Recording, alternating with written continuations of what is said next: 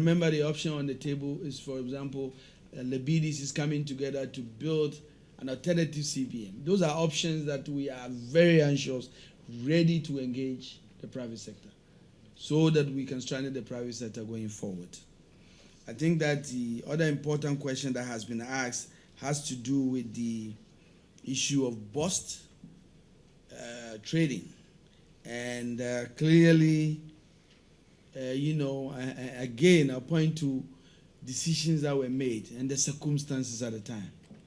And I won't take you back, but you remember that we were dealing with a gun on our head from the BDCs. And we had a responsibility as a government to make sure that if BDCs decide to basically bring the countries on its needs at a time, would that be an alternative to make sure we have petroleum products and businesses, hospitals and life going on? That probably led us to that decision. I think it is time for us to review that decision, to make sure we take decisions that will propel and strengthen the private sector. Let me make clear what the policy of the NDC government when it comes to BOST is. BOST must be an institution whose singular focus is to have its infrastructure strengthening and supporting the private sector and not competing with them. And that is what we will do. Those are very serious concerns. And I've said that, believe me, these are things that we are going to really take a holistic view of.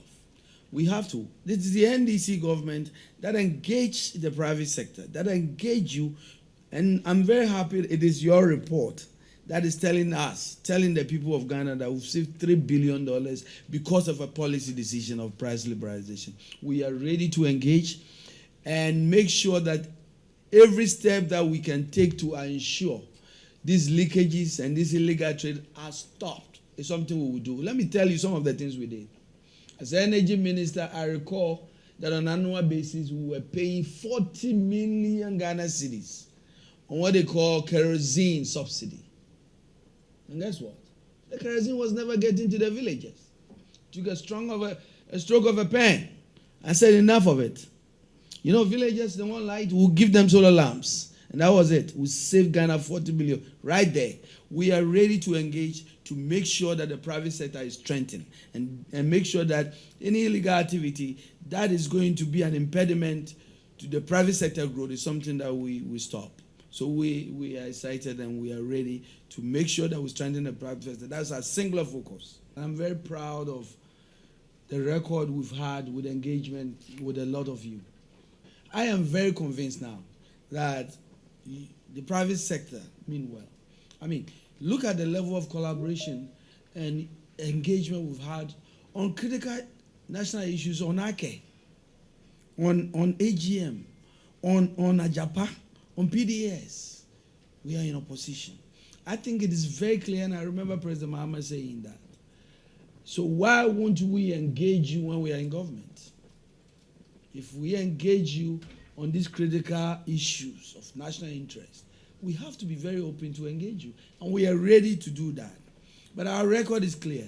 It is the NDC government, for example, that passed the fuel marking regulations to make sure we stop the evasion of taxes and the smuggling issues.